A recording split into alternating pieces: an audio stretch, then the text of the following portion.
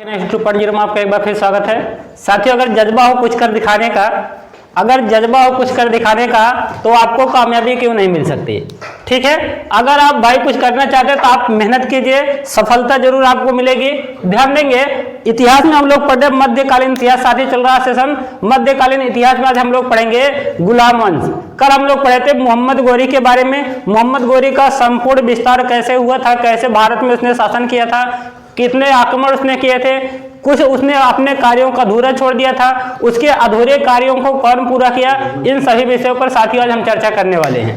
साथियों ध्यान देंगे, सबसे पहले क्या है, जब मोहम्मद गोरी की मृत्यु हो जाती है तो मोहम्मद गोरी को जैसा कि पता था कि तराइन का जब द्वितीय युद्ध होता है तो तराइन के द्वितीय युद्ध में क्या होता है, मोहम्मद गोरी जो होता है अपने गुलाम कुतुबुद्दीन ऐबक से बहुत प्रभावित होता है। ठीक है, कुतुबुद्दीन ऐबक से जब प्रभावित होता है तो मोहम्मद गोरी क्या कर देता है, उसे अपना उत्तराधिकारी नियुक्त कर देता है। इसके बाद क्या होता है, ध्यान देंगे साथियों, कुतुबुद्दीन ऐबक मोहम्मद गोरी की मृत्यु के बाद भारत का जो शासक बनता है उसका नाम कुतुबुद्दीन ऐबक पड़ता है। कुतुबुद्दीन ऐबक जो रहता है वो शासन करता है। 24 जून 1206 ईस्वी को कुतुबुद्दीन ऐबक का राज्याभिषेक होता है।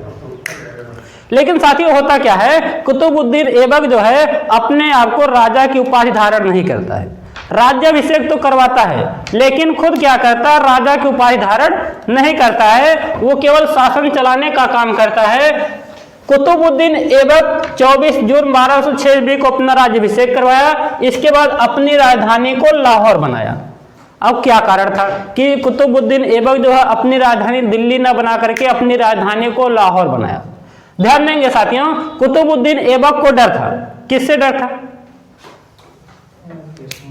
जो मोहम्मद गोरी के अदर गुलाम थे, अन्य गुलाम जो थे, कुतुबुद्दीन ऐबक के साथ मोहम्मद गोरी ने बहुत से गुलामों को खरीद रखा था। तो कुतुबुद्दीन ऐबक को डर था कि जो हमारे अदर गुलाम थे कुतुबुद्दीन ऐबक के, कहीं ऐसा ना हो जाए कि कुतुबुद्दीन ऐबक की हत्या कर दें। कुतुबुद्दीन ऐबक बेचारा डर बस क्या किया था, अपनी राजधानी दिल्ली नहीं बनाया था, उसने अपनी राजधानी लाहौर बना दी थी। ठीक है, और वहीं पे हमेशा अपना पूरा जीवन जो है उसने लाहौर में ही बिताने का निश्चय कर लिया था। साथियों हुआ क्या, उसने कुतुबुद्दीन ऐबक ने क्या किया, कुतुबुद्दीन ऐबक को कई उपाधियां भी दी जाती हैं। कुछ उपाधियों में जैसे कुतुबुद्दीन ऐबक को लाख बख्श कहा जाता है। ठीक है, कहाँ लाख बख्श कहा जाता है। हुआ क्या था, कुतुबुद्दीन ऐबक जो है अपनी दानता के लिए प्रसिद्ध था। दानता और उदारता के लिए कुतुबुद्दीन ऐबक प्रसिद्ध था। लाखों का दान किया करता था। कोई आ जाता तो उसके पास कुछ मांगने के लिए वो तुरंत दे देता था। सोचता समझता नहीं था कि भाई ये क्या मांग रहा है, किसकी इसको जरूरत है कि नहीं है, कोई दिक्कत नहीं होती थी। इसीलिए बहुत ज्यादा दान देने के कारण कुतुबुद्दीन ऐबक को लाख बख्श कहा जाता है। साथ ही साथ क्या होता है, कुतुबुद्दीन ऐबक को कुरान पढ़ने का बहुत शौक था। कुरान को बहुत लयबद्ध तरीके से एकदम संगीत के स्वर की तरह गाता था, इसीलिए उसको कहा जाता है कुरान खा कहा जाता है। तो कुतुबुद्दीन ऐबक को कुरान खा भी कहा जाता है। कुतुबुद्दीन ऐबक के गुरु थे ख्वाजा कुतुबुद्दीन बख्तियार काकी। कुतुबुद्दीन के जो गुरु थे उनका नाम था ख्वाजा कुतुबुद्दीन बख्तियार काकी। तो कुतुबुद्दीन ऐबक ने अपने गुरु ख्वाजा कुतुबुद्दीन बख्तियार काकी की याद में कुतुब मीनार का निर्माण करवाया।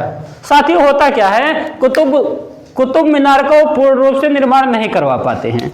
कुतुब मीनार का केवल क्या करवाते हैं, नींव डलवाते हैं, और नींव डलवाने के बाद क्या होता है, कुछ मंजिलें बनकर तैयार होती हैं और कुतुब मीनार पूरा नहीं हो पाया रहता है। तभी क्या होता है, कुतुबुद्दीन ऐबक की मृत्यु हो जाती है। कुतुबुद्दीन ऐबक ने क्या किया था, कुव्वत उल इस्लाम, दिल्ली में कुव्वत उल इस्लाम मस्जिद का निर्माण करवाया। और भारत में ये बनने वाली पहली मस्जिद थी।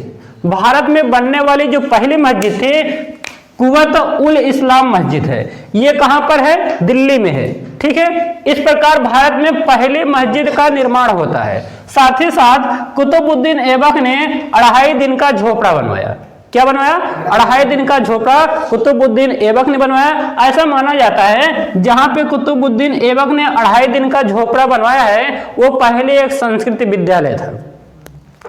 कुछ विद्वान इसको संस्कृत विद्यालय मानते हैं तो कुछ विद्वान इसको माता सरस्वती का मंदिर मानते हैं। ठीक है, तो माता सरस्वती के मंदिर को तोड़वा दिया, या ऐसा माना जाता है संस्कृत का विद्यालय था उसको तोड़वा दिया। वहीं पे तोड़वा करके क्या करवाता, कुतुबुद्दीन ऐबक 2.5 दिन का झोपड़ा बनवा देता है। होता क्या है, जब वो कुतुब मीनार का निर्माण करवा रहता है, चौगान खेलते समय, चौगान एक खेल है साथियों, चौगान खेलते समय क्या होता है, 1210 ईस्वी में कुतुबुद्दीन ऐबक की मृत्यु हो जाती है। जब कुतुबुद्दीन ऐबक की मृत्यु हो जाती है, फिलहाल क्या होता है, एक लेखक है जिनका नाम है मिन्हास। साथियों अगर आप कल की वीडियो देखेंगे तो कल की वीडियो हम बताए थे मिन्हास एक लेखक थे। मिन्हास जो लेखक थे उन्होंने क्या किया था, तबकात-ए-नासिरी नामक किताब लिखी थी।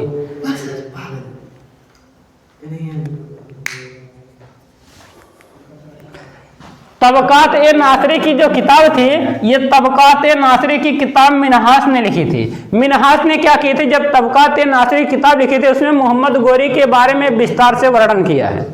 ठीक है, तो भाई मिन्हास ने क्या किया था, मिन्हास ने क्या किया था, कुतुबुद्दीन ऐबक को हातिम ताई की संज्ञा दिया था। मिन्हास के अनुसार कुतुबुद्दीन ऐबक को हातिम ताई कहा जाता है। ठीक है, जब क्या होता है, 1210 ईस्वी में कुतुबुद्दीन ऐबक की मृत्यु हो जाती है, तो उसका पुत्र रहता है आराम शाह। उसका पुत्र कौन रहता है, आराम शाह। और 1210 ईस्वी में क्या होता है, आराम शाह राजा बनता है। कुतुबुद्दीन ऐबक का पुत्र होने के नाते आराम शाह 1210 ईस्वी में राजा बनता है। और आराम शाह जो रहता है बहुत ज्यादा दिनों तक राजा नहीं बन पाता है, मात्र 8 महीने तक राजा रहता है। 8 महीने तक राजा होने के बाद आराम शाह की हत्या कर दी जाती है, और आराम शाह की हत्या इल्तुतमिश करते हैं। इल्तुतमिश कौन रहते हैं, इल्तुतमिश मुख्य रूप से कुतुबुद्दीन ऐबक के गुलाम रहते हैं। कुतुबुद्दीन ऐबक ने इल्तुतमिश को खरीदा था। इल्तुतमिश जो है कुतुबुद्दीन ऐबक के गुलाम थे। साथ ही साथ ऐसा माना जाता है कि कुतुबुद्दीन ऐबक की जो पुत्री थी उनका विवाह इल्तुतमिश के साथ हो गया था, इसीलिए इल्तुतमिश को कुतुबुद्दीन ऐबक का दामाद भी माना जाता है साथियों। तो हुआ क्या था, आराम शाह जो थे एक योग्य शासक नहीं थे।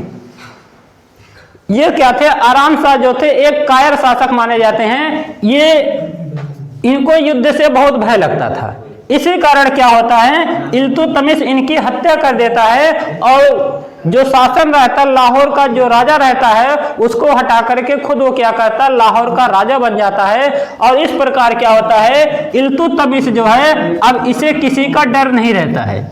इल्तुतमिश को किसी का डर नहीं रहता है।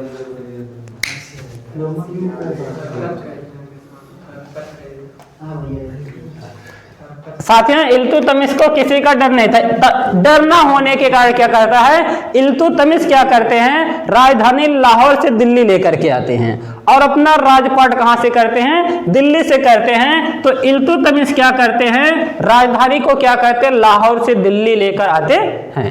इस प्रकार क्या होती है, दिल्ली जो होती है गुलाम वंश की राजधानी बन जाती है। तो हुआ क्या था, राजधानी को लाहौर से दिल्ली लाते हैं। इल्तुतमिश स्वयं को इलबरी तुर्क बताते हैं। इल्तुतमिश कहते हैं कि मैं तो इलबरी तुर्क हूं।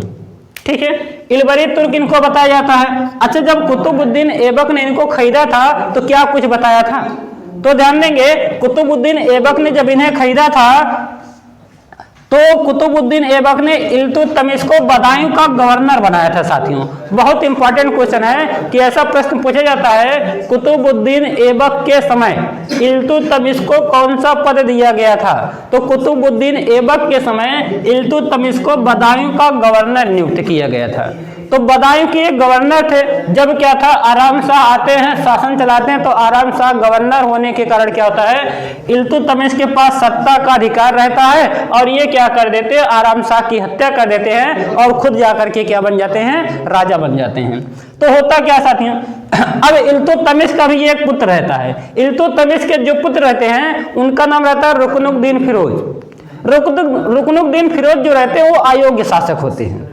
रुकनुद्दीन फिरोज जो थे इल्तुतमिश के पुत्र थे, और इल्तुतमिश को ऐसा लगता है कि मेरा जो बेटा होगा वो शासन नहीं चला पाएगा, इसीलिए क्या होता है, वो अपने पुत्री की तरफ अपना ध्यान केंद्रित करता है। और उसकी पुत्री का नाम था रजिया सुल्तान। रजिया सुल्तान को ये क्या करता है, इल्तुतमिश क्या करते हैं भाई, रजिया सुल्तान की तरफ इनका ध्यान जाता है, पुत्र की तरफ इनका ध्यान नहीं जाता है। अब इल्तुतमिश जब राजा बनते हैं, ये क्या करते हैं, 40 सरदारों का एक गुट निर्धारित करते हैं।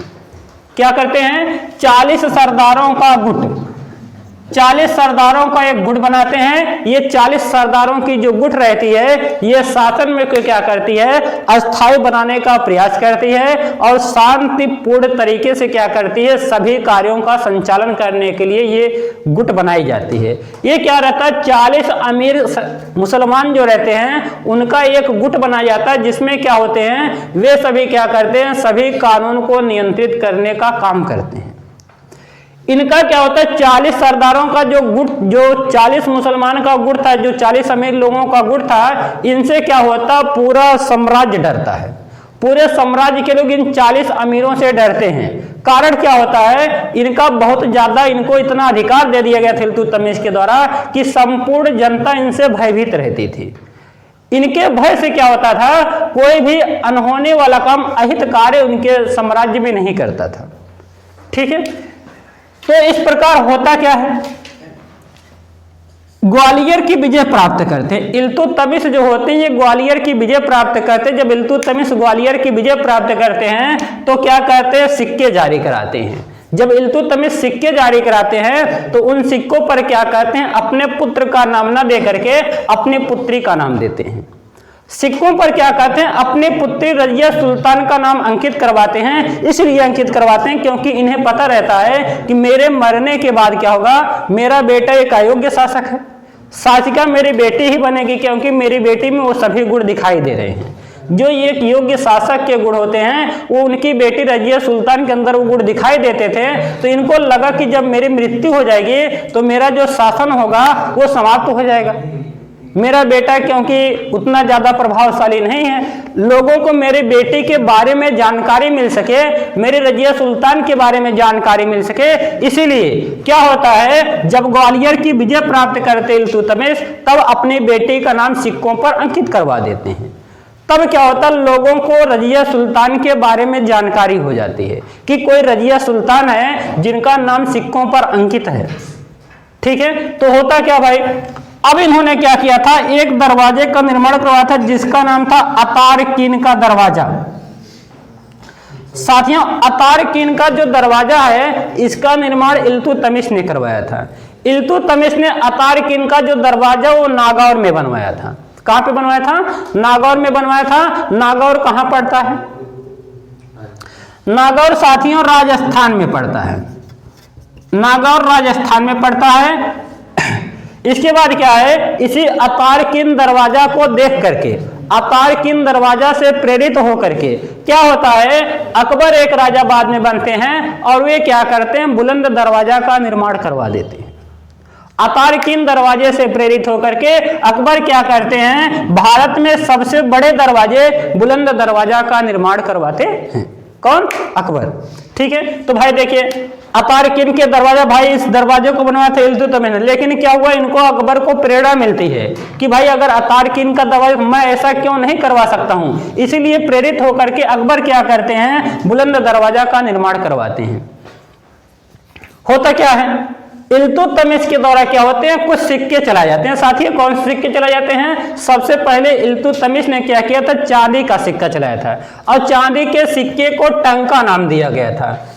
जो भी चांदी का सिक्का जारी किया गया था इल्तुतमिश के द्वारा, चांदी के सिक्के को टंका कहा गया।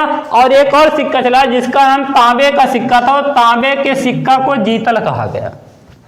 तांबा के सिक्का को जीतल और चांदी के सिक्के को टंका कहा गया। होता क्या है, फिर इसको लगता है कि अगर हम इन दोनों धातुओं को मिला करके कोई सिक्का जारी करें तो हो सकता है इसका प्रचलन समाज में, हमारे क्षेत्र में कुछ ज्यादा हो। इसलिए क्या करते हैं, चांदी और तांबा के सिक्के को मिला करके एक नई मुद्रा जारी कराते हैं, नया सिक्का जारी कराते हैं जिसका नाम रहता अदल।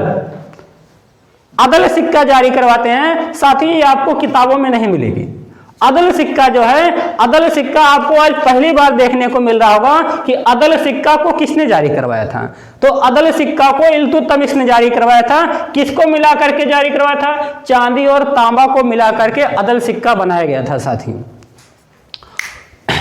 इसके बाद क्या होता है, इल्तुतमिश ने इक्ता व्यवस्था का प्रचलन किया था। किसका प्रचलन किया, इक्ता व्यवस्था का प्रचलन किया। इक्ता व्यवस्था का प्रचलन किया, ठीक है। इसके बाद क्या होता है, इल्तुतमिश को वैसे में तो किसी का डर नहीं रहता है। इल्तुतमिश को किसी का डर नहीं रहता है, लेकिन होता क्या है, इसको चंगेज खां का डर लगा रहता है। चंगेज खां कौन था? चंगेज खां एक मंगोल आक्रमणकारी थे। क्या थे? चंगेज खां एक मंगोल आक्रमणकारी थे। चंगेज खां फिर क्या करते हैं, फिलहाल इल्तुतमिश के शासन पर आक्रमण नहीं करते हैं। उसको डर लगा रहता कि चंगेज खां कहीं मेरे शासन पर आक्रमण ना कर दे, आक्रमण ना कर दे। लेकिन इल्तुतमिश भी एक बहादुर सेना नायक था, एक बहादुर राजा था, उसको डर लगा रहता चंगेज खां मेरे शासन पर आक्रमण ना कर दे। ध्यान देंगे साथियों, इल्तुतमिश ने एक महत्वपूर्ण युद्ध लड़ा था जो आपको पता भी नहीं होगा। इल्तुतमिश ने क्या किया था? तराइन का तृतीय युद्ध लड़ा था। आप तराइन का प्रथम युद्ध पढ़े, हाँ सर तराइन का प्रथम युद्ध पढ़े, द्वितीय युद्ध पढ़े, वेरी गुड पढ़े, अच्छी बात है। लेकिन तराइन का तृतीय युद्ध किसने लड़ा था? अगर आपसे कह दे कि तराइन का तृतीय युद्ध कब हुआ था, तो साथियों तराइन का तृतीय युद्ध लड़ा गया था 1215 ईस्वी में। 1215 ईस्वी में तराइन का तीसरा युद्ध लड़ा गया था, इल्तुतमिश और एल्दौज के बीच लड़ा गया था। सर ये एल्दौज कौन था? एल्दौज जो थे मोहम्मद गोरी के गुलाम थे। एल्दौज मोहम्मद गोरी के गुलाम थे और इल्तुतमिश जो थे कुतुबुद्दीन ऐबक के गुलाम थे। इल्तुतमिश कुतुबुद्दीन ऐबक के गुलाम थे, इसलिए इल्तुतमिश को गुलामों का गुलाम कहा जाता है। साथियों गुलामों का गुलाम, इल्तुतमिश को गुलामों का गुलाम इसलिए कहा जाता है। तो कुतुबुद्दीन ऐबक के गुलाम थे इल्तुतमिश और मोहम्मद गोरी के गुलाम थे एल्दौज। तो एल्दौज और एल्दौज और इल्तुतमिश के बीच तराइन का तृतीय युद्ध लड़ा जाता है। तराइन का तृतीय युद्ध 1215 ईस्वी में होता है। इसके बाद क्या होता है, इक्ता व्यवस्था का ये प्रचलन करवाते हैं साथियों। और क्या होता है, 1236 ईस्वी में सब दुर्भाग्य से क्या होता है, कुतुबुद्दीन ऐबक की मृत्यु हो जाती है, बीमार हो जाते हैं एकाएक। अचानक में क्या होता, 1236 ईस्वी में इल्तुतमिश की एकाएक मृत्यु हो जाती है। आगे क्या होता है, अब क्या होता है, जो 40 सरदार रहते हैं, 40 अमीर सरदारों का जो गुट रहता है, 40 मुसलमानों का जो गुट रहता है, इल्तुतमिश के मरने के बाद जो होती है शासन सत्ता उनके हाथों में आ जाती है। जो 40 अमीर तुर्क का गठन किए रहते हैं इल्तुतमिश, उनके सत्ता उनके पास आ जाती है। वे जिसे चाहते अब उसको राजा बना देते हैं। तो होता क्या है, तो इल्तुतमिश तो वैसे चाहते थे कि उनकी बेटी रजिया सुल्तान राजा बने, लेकिन क्या था, जो 40 मुसलमानों का गुट था वो चाहते थे कि इल्तुतमिश के स्थान पे जो राजा बने उनका बेटा रुकनुद्दीन फिरोज बने। कारण क्या था, जो 40 अमीर गुटों की सेना थी वे चाहते थे कि रजिया सुल्तान शासिका ना बने। कारण क्या था, भाई वो पुरुष थे, वे चाहते थे अगर पुरुषों पर महिला शासन चलाएगी तो पुरुषों के लिए अपमान की बात होगी। ये जो 40 गुट थे ये चाहते थे कि क्या होगा, अगर कोई महिला हमारे ऊपर शासन करेगी, महिला हमारे ऊपर शासन करेगी तो ये पुरुषों के लिए अपमान होगा। इस कारण क्या होता है, ये लोग क्या करते हैं, 40 जो अमीर गुट रहते हैं वे इल्तुतमिश के बेटे रुकनुद्दीन फिरोज को क्या करते हैं, राजा बना देते हैं। और 1236 में रुकनुद्दीन फिरोज जो होते हैं राजा बन जाते हैं। जब रुकनुद्दीन फिरोज 1236 में राजा बन जाते हैं तो देखते हैं रुकनुद्दीन फिरोज के पास राजा का कोई गुण नहीं है। तो इसलिए क्या होता है, रुकनुद्दीन फिरोज को क्या करते हैं, फिलहाल रजिया सुल्तान उनको समझाने का काम करते हैं। रुकनुद्दीन फिरोज से कहते हैं भैया आप राजा मत बनिए, आपके अंदर वो सब गुण नहीं है। फिर भी क्या होता है, रुकनुद्दीन फिरोज क्या कर जाते हैं, राजा बन जाते हैं। तो ये जो 40 गुट रहते हैं तब इनको लगता है कि यार हमने किसको राजा बना दिया, किस ऐसे मूर्ख को राजा बना दिया जो कुछ जानता ही नहीं है। इसलिए क्या करते हैं, बाद में 40 गुट रहते हैं ये क्या कहते हैं, रुकनुद्दीन को राजा की पदवी से हटा देते हैं और रुकनुद्दीन फिरोज को जेल में डाल देते हैं। और रुकनुद्दीन फिरोज को जब जेल में डाल देते हैं तब रुकनुद्दीन फिरोज के स्थान पर रजिया सुल्तान को राजा नियुक्त किया जाता है। और रजिया सुल्तान इस प्रकार से क्या होती हैं, भारत की पहली मुस्लिम शासिका बनती हैं। भारत की पहली मुस्लिम शासिका।